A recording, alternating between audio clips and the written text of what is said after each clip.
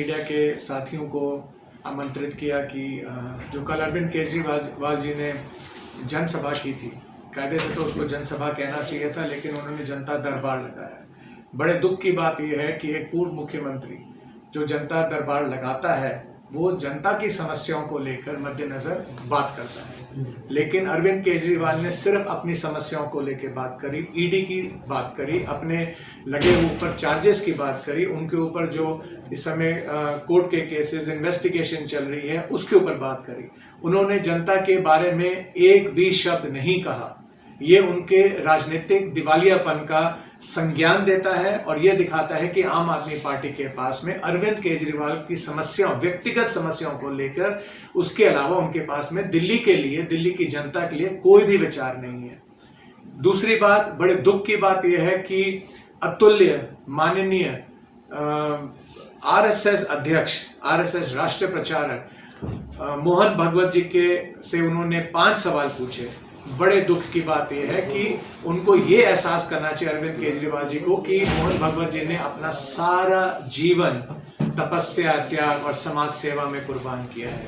अरविंद केजरीवाल ने, हम सबको याद है, सौगंध खाई थी, उन्होंने कस्में खाई थी अपने बच्चों की।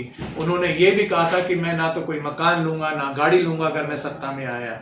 एक दिन भी उन्होंने त्याग नहीं किया। वो सीधा सत्ता में आए, उन्होंने गाड़ी भी ली, मकान भी लिया, और दूर की बात तो क्या बोलनी है, उन्होंने कांग्रेस के साथ गठबंधन भी किया।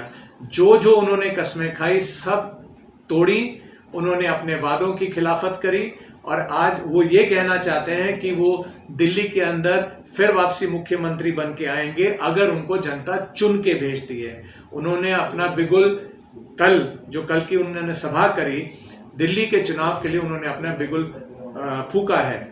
आज भारतीय जनता पार्टी, मैं भारतीय जनता पार्टी का एक बहुत छोटा सा कार्यकर्ता हूं और आज अरविंद केजरीवाल जी को चुनौती देता हूं। मैं राजेंद्र नगर विधानसभा में हूं, उनके साथ की लगती विधानसभा है। मैं उनको चुनौती देता हूं कि वो 5 सवाल जो पूछना चाहते हैं वो भारतीय जनता पार्टी के किसी भी कार्यकर्ता से पूछें, हम उसका जोर से जवाब भी देंगे और उनसे भी हम हर रोज के 5 सवाल पूछेंगे।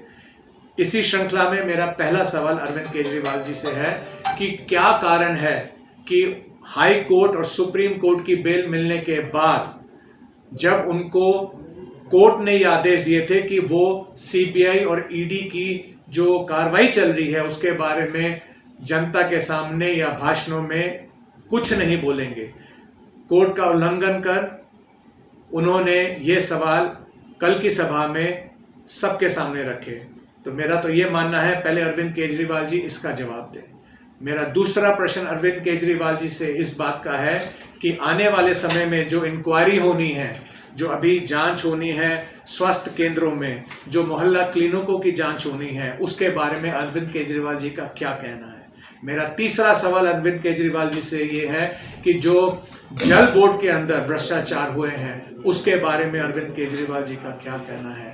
मेरा चौथा सवाल उनसे ये है, जो जितने भी सड़कें दिल्ली के अंदर बनी दिल्ली सरकार के माध्यम से, आज वो एक बारिश में ही बह गई है, लोग त्राही त्राही कह रहे हैं, उसका अरविंद केजरीवाल जी जवाब दें।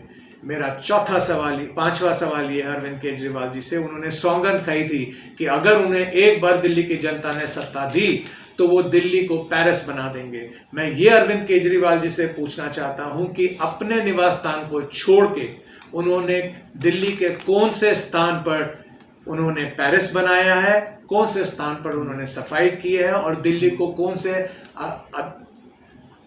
स्मार्ट सिटी की उन्होंने रूपरेखा दी है। मेरे ये 5 सवाल हैं। मैं अरविंद केजरीवाल से अनुरोध करता हूं, आग्रह करता हूं कि वो इन 5 सवालों का जवाब दें।